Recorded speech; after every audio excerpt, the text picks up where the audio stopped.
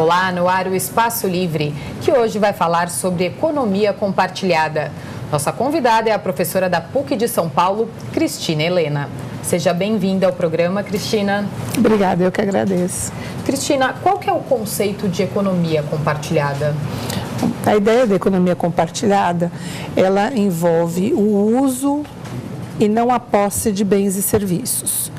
Então, você não precisa possuir para utilizar. Eu acho que essa é a principal premissa da economia compartilhada, que é diferente da ideia de economia solidária, que tem a ver com a construção de laços solidários e inexistência de lucro.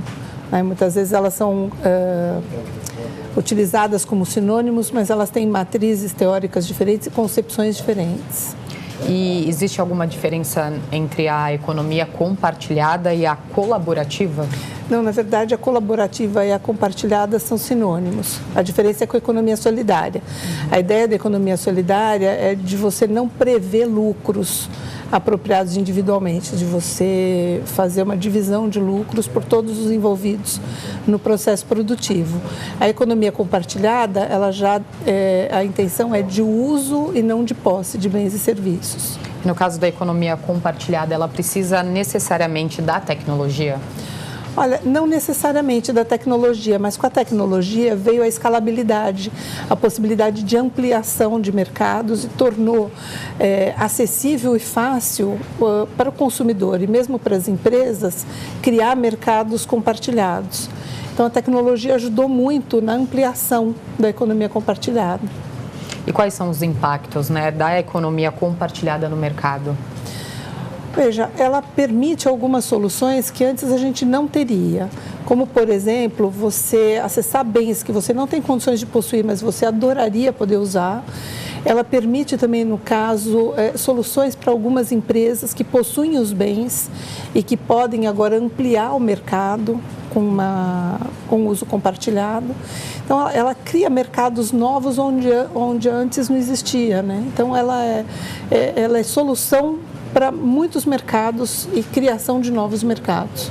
Hoje em dia a gente tem grandes montadoras de veículos que já utilizam a economia compartilhada, Você tem a possibilidade de andar por alguns dias com o carro dos seus sonhos e pagar só por aquele período, Não tem mais custo. Uhum. Hoje você tem dois formatos de economia compartilhada, Você pode ter uma empresa que possui os bens e aí ela disponibiliza só para uso, Não para propriedade. E você pode, então, andar com o Mercedes-Benz por uma semana inteira sem precisar ter o valor para comprar o carro. Mas você também tem a economia compartilhada, onde vários indivíduos entram com seus bens para compartilhar, como, por exemplo, o uso de imóveis, no lugar de hotéis, que você pode alugar por uma semana um apartamento na beira do Rio Sena, e ter uma vivência, uma experiência de um morador local. Então, são duas possibilidades de economia compartilhada, Uma em que a empresa possui o bem e ela vai fazer uma comercialização compartilhada, ela não vende, mas ela comercializa o uso, ou você tem redes de compartilhamento de posse de bens. A gente ainda tem uma certa resistência da rede hoteleira, por exemplo, em relação a esses aplicativos e sites de aluguel por temporada, para você alugar por alguns dias. Como que as empresas elas podem se adaptar a essa economia compartilhada? Veja, eu acho que tem muita coisa ainda por vir, em termos de legislação, de cobertura de risco. Eu acho que a gente está aprendendo a usar o compartilhamento como mercado. Então, por exemplo, você alugar o seu imóvel num espaço de compartilhamento envolve um risco de cadastramento do indivíduo que vai alugar por você. No caso da locação de um carro, também tem um outro risco, que é o risco do seguro. Então, eu acho que a gente vem aprendendo com o compartilhamento e a gente vem criando soluções, tanto do ponto de vista legal, como do ponto de vista do seguro, como do ponto de vista do Código de Defesa do Consumidor. Então, a gente está aprendendo. Essa é uma experiência em construção ainda. No caso do aluguel de um imóvel por um aplicativo, por exemplo, né? A gente não tem mais a imobiliária, né, intermediando, você aluga direto com o proprietário. Quem está alugando precisa redobrar a atenção nesses casos, né? O que o consumidor deve prestar atenção na hora de alugar um imóvel para não correr nenhum risco? A gente já viu muito caso de chegar lá e não existir aquele imóvel, não ser exatamente do jeito que está ali no site ou no aplicativo, por exemplo. Bom, vamos lá. Então, a gente tem alguns aplicativos mais seguros que dispõem de um contrato já pré-formatado e que tem a opinião de outros consumidores que já fizeram uso daquele imóvel. Então, verificar quem são essas pessoas que estão dando opinião, tentar acessá-las por algum mecanismo, fazer perguntas para ver se você consegue respostas, são cuidados importantes. No caso da locação, você também pode usar aplicativos como, por exemplo, o Google Maps para você verificar se o imóvel existe, se ele está naquela localização. E você pode tentar entrar em contato direto com o proprietário do imóvel, muitas vezes através do próprio aplicativo. Eu acho que esses são cuidados interessantes. Muitas pessoas olham ali os comentários, as avaliações, mas muitas vezes os próprios donos do imóvel acabam avaliando ali, né, com outro nome. O caso daquele restaurante de Londres, que chegou a ser um dos primeiros mais recomendados e o restaurante não existia, né? É difícil. Por isso que eu estava dizendo que a gente está aprendendo com essas novas regras, né? Você tem que ver quem é o perfil dessa pessoa que está dando opinião. E, enfim, é credibilidade, né? Muitas vezes, no caso desse restaurante de Londres, grandes avaliadores críticos de gastronomia fizeram críticas dizendo que o restaurante era maravilhoso e o restaurante não existia. Então, mesmo sendo pessoas críveis, muitas vezes elas podem estar induzidas a erro. Então, tem um risco, sim, né? Eu acho que é difícil de zerar esse risco, mas a gente tem criado aí estratégias para minimizar o risco para os consumidores. No caso do Código de Defesa do Consumidor, o que ele prevê nesses casos? Olha, no caso do Código de Defesa do Consumidor, você vai estar amparado se você tiver um contrato e nesse contrato tiver especificado o que as partes devem fazer. Então, por exemplo, no caso de você chegar no imóvel, o imóvel não existir, mas ter um contrato que previa essa locação feita pelo site, o responsável está identificado no contrato. Quem é responsável pela locação? Quem é que vai te ressarcir pela inexistência do imóvel? Se isso tiver previsto, então você tem a que recorrer. Quando você faz uma locação num site onde você não tem um contrato, você não tem uma previsão de ressarcimento, você não tem as partes identificadas, você está aceitando um risco. Então, aí fica difícil da gente conseguir agir em defesa desse consumidor. E aqui no Brasil, você acredita que faltam políticas públicas em relação a isso? Olha, eu acho que no mundo inteiro a gente vem aprendendo a usar a economia compartilhada, né? E acho que a gente vem aprendendo também a implementar soluções de compartilhamento. Então, eu não vejo que o Brasil esteja muito diferente do resto do mundo nesse sentido. Acho que, na verdade, a gente tem uma rede bastante sólida de proteção do consumidor no Brasil.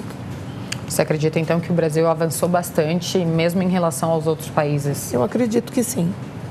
E aqui no Brasil, a gente também agora tem a facilidade de chamar um táxi ou um carro por aplicativo, né?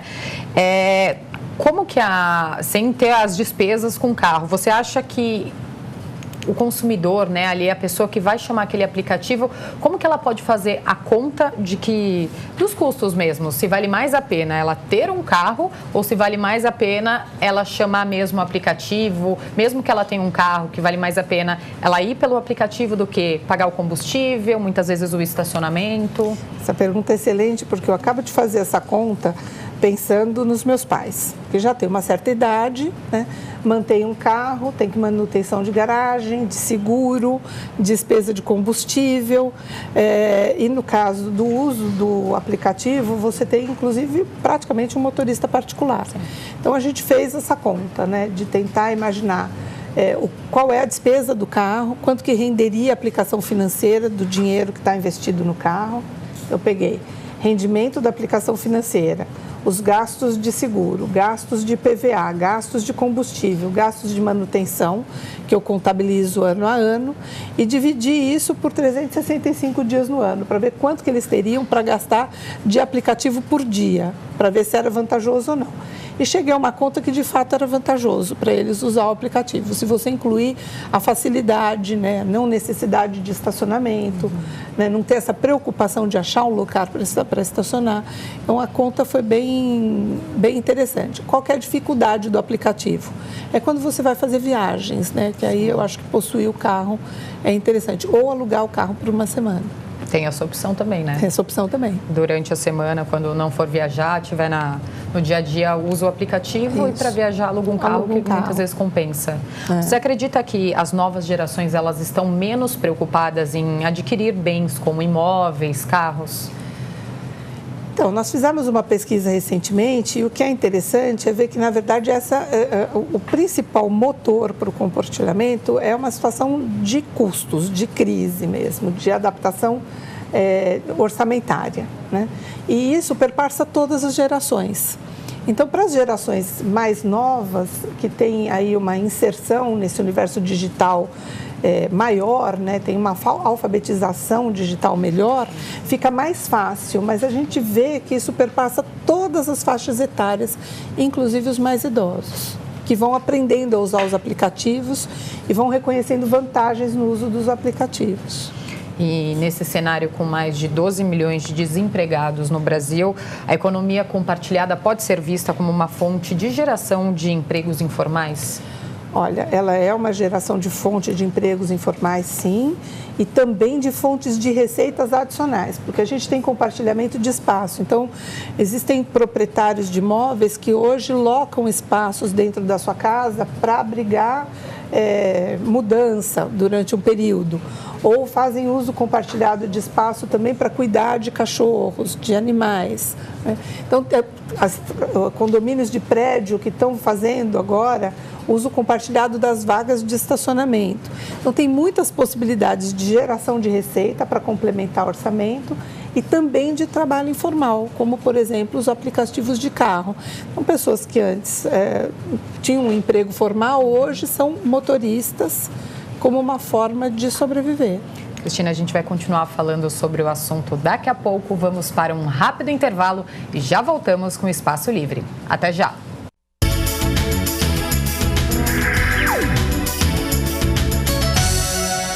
De volta com o Espaço Livre. Nossa convidada de hoje é a professora de Economia da PUC de São Paulo, Cristina Helena. Cristina, a gente estava falando, né, sobre os aplicativos mesmo de carona, vamos dizer assim. E hoje em dia a gente tem muitas pessoas que têm uma outra profissão e que acabam complementando a renda, né, transportando as pessoas pela cidade, e outras que até abandonaram, né, a profissão porque não conseguiam emprego ou que não querem ficar em casa, estão aposentadas e conseguem uma renda extra, né? Eu acho que isso tem sido opção para alguns mercados de trabalho. Então, no caso de pessoas que, por exemplo, trabalham por projetos, né? Então, entre um projeto e outro, não querer ficar em casa, poder se ocupar e trabalhar com o carro, fora da jornada de trabalho, para completar a jornada de trabalho e o orçamento familiar, períodos de férias. Então, a gente tem várias possibilidades aí de trabalho, de inserção no mercado de trabalho, de complemento de renda com esses aplicativos, sim. A gente falou já de algumas formas de economia compartilhada, como o aplicativo de transporte, de aluguel, até empréstimo de imóveis. Quais são os outros exemplos menos comuns que você pode dar? Olha, a gente tem compartilhamento de roupas, de acessórios, né? Compartilhamento de livros, compartilhamento de estacionamento, de espaço físico para armazenamentos. Enfim, as possibilidades são infinitas, né? Vale a criatividade. Você falou até de animais. Tem muita gente que disponibiliza, ao invés de você deixar o seu cachorro num hotelzinho, você deixa num final de semana, por exemplo, com alguém. Isso. Então, tem muita gente que se dispõe a ficar com o animalzinho de alguém, cuidar, né? Abrigar dentro de casa por um fim de semana, por férias, por um período de doença, muitas vezes que a pessoa não pode cuidar. Então, tem várias possibilidades, né? São infindas. Nesse caso, por exemplo, você acha que a pessoa que quer deixar seu cachorro, vamos dizer assim, com essa pessoa que vai cuidar, ela precisa conhecer primeiro a casa da pessoa, conhecer essa pessoa? Então, no caso desses aplicativos, você tem fotos, né? Você tem recomendações, mas você não chega a conhecer a casa da pessoa antes de acessar o serviço. Agora, você pode simplesmente chegar lá e desistir do serviço se você quiser. Tem uma taxa, né, que você paga, uma multa, porque você vinculou a pessoa com aquela prestação de serviço por um período, ela tinha uma expectativa de geração de renda, que você frustra ao chegar lá. Então, tem uma punição, um pedágio, mas é possível você cancelar se você não achar adequado. No caso da economia compartilhada, ela sempre envolve dinheiro ou às vezes pode ser uma troca? Não, ela pode ser uma troca. Mas vamos lá, a gente está falando do compartilhamento, de uso compartilhado da posse de um bem. Então, essa troca, ela teria que ser a troca de usos compartilhados. Então, por exemplo, eu possuo uma bolsa e você possui um sapato. E eu vou usar o seu sapato e você vai usar a minha bolsa. Isso é uma economia compartilhada, né? Mas não envolveu monetização, envolveu uma troca de produtos. O que a gente já faz muito entre amigos, né? Mas agora a gente formalizou isso, né? E quais são as vantagens e as desvantagens, né, da economia compartilhada? Olha, a economia compartilhada, ela tem a vantagem de atender, de satisfazer uma necessidade, sem necessariamente envolver uma imobilização de recurso, uma imobilização de espaço. Muitas vezes a compra de um carro exige que você tenha uma garagem, a compra de um bem exige que você tenha um espaço físico para abrigá-lo. Então, ela te livra do ônus de você, do custo do carregamento do bem, vamos dizer assim. Mas ao mesmo tempo te dá acesso a produtos que você não poderia comprar, né? Você não teria recursos para adquirir. Então, ela abre possibilidades muito interessantes para a satisfação de necessidades que você não conseguiria sem o compartilhamento. Mas também abre um espaço de risco muito significativo, né? De você, por exemplo, vamos imaginar no caso dos carros, né, de uso compartilhado. Eu vou te levar no meu carro e você é uma pessoa que bebeu demais, que você passa mal dentro do meu carro. Esse é um risco. Ou eu pegar uma pessoa violenta. Enfim, ela tem vantagens e tem desvantagens, né? Ela não é só vantagem. Hoje em dia a gente tem um risco também para o passageiro, né? Que tem muito motorista que, na verdade, está utilizando o aplicativo para fazer sequestro relâmpago. Então, o ideal é você fazer opções por compartilhamentos onde você sabe que o credenciamento é sério e que é feita uma verificação do prestador de serviço antes do credenciamento. Aí, nesses casos, você pode fazer uma viagem mais tranquila. Do contrário, é um risco assumido. O consumidor, ele precisa ficar muito atento, né? Porque às vezes chega um carro que não é o que você pediu, mas a pessoa sabe o seu nome, que está acontecendo bastante, ou chega um carro com motorista e com alguém do lado falando que é instrutor do aplicativo, também foge, né? É melhor nem entrar nesse carro. Eu acho que qualquer dúvida é melhor a gente evitar. Já aconteceu comigo, eu já entrei num carro que não era o meu. O final da placa era o mesmo, o modelo era o mesmo, mas não tinha a cor do carro para eu identificar a diferença. Entrei no carro errado. Mas não teve nenhum problema? Nenhum problema. Voltei para o mesmo lugar. E já aconteceu de eu estar parada com o carro, estacionada com o celular na mão e uma pessoa entrar no meu carro achando que era uma prestadora de serviço. Assim, histórias, né, da modernidade, a gente vai construindo elas. Mas, enfim, eu acho que se você tiver na dúvida, não arrisca. Cristina, a economia compartilhada, ela está alinhada ao propósito de sustentabilidade? Então, em princípio, a gente entendia que as pessoas teriam um comportamento mais pró-social, mais responsável, com impacto sobre o meio ambiente. Mas nós fizemos uma pesquisa recente e o maior motivador para o uso da economia compartilhada é a questão econômica, a questão financeira. Custo nessa hora pesa mais. Pesa mais. Apesar de que o uso compartilhado, ele permite menor impacto ambiental, de qualquer forma, né? Então, você tem o que a gente chama de externalidade, né? Um efeito colateral aí importante, que é de impactar menos o meio ambiente. E o que mais você descobriu nessa pesquisa? Então, eu acho que o principal achado foram dois. A questão de que o principal driver, o principal motor do compartilhamento é a questão econômica. E o segundo é de que não é privilégio de uma determinada faixa etária, isso perpassa todas as idades. E no caso das empresas, né, as empresas que trabalham com ferramentas de economia compartilhada, o que elas precisam ter para ganhar a confiança dos usuários?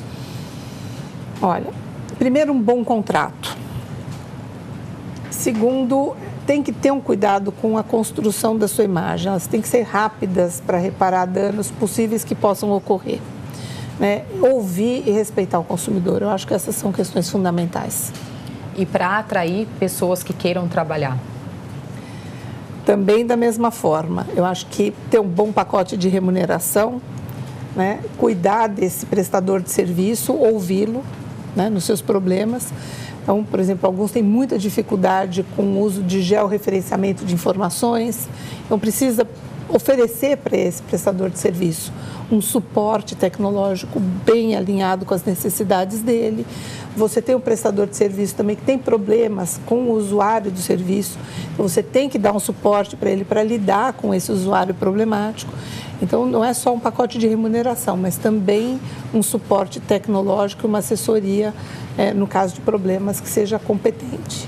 Você acha que a tendência da economia compartilhada é eliminar os intermediários, aproximando, né, o cliente do prestador de serviço? Então, eu acho que isso é uma das grandes vantagens. Eu acabo de conhecer um aplicativo muito interessante que aproxima pescadores de consumidores de peixes. Uau.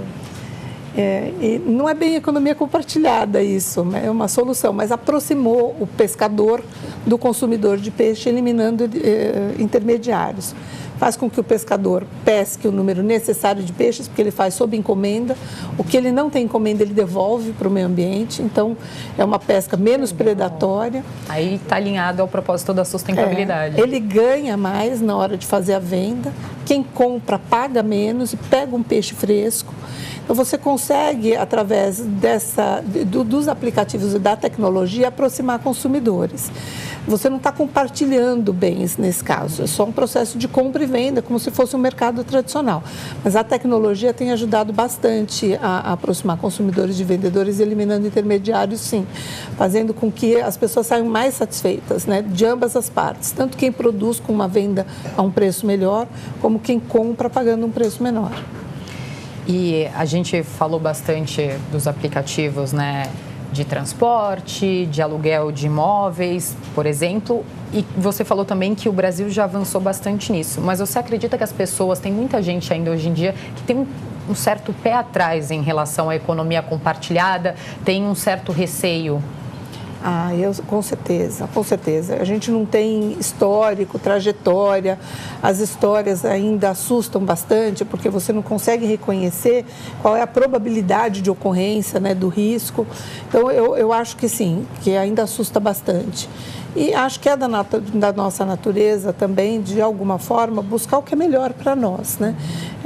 E muitas vezes a posse dos bens traz um prazer muito grande para o indivíduo. E eu acho que a gente ainda não conseguiu se despossuir dessa necessidade, né? Então, eu acho que sim, ainda tem um caminho grande aí pela frente. O que você acha que falta ainda no Brasil em relação à economia compartilhada? Veja, no Brasil, eu acho até que a gente avançou bastante com relação à economia compartilhada. A gente tem boa escalabilidade, acho que os serviços são bons, mas acho que a gente precisa avançar nos contratos jurídicos e na parte de seguros. Você falou bastante da questão do contrato, também em relação ao Código de Defesa do Consumidor.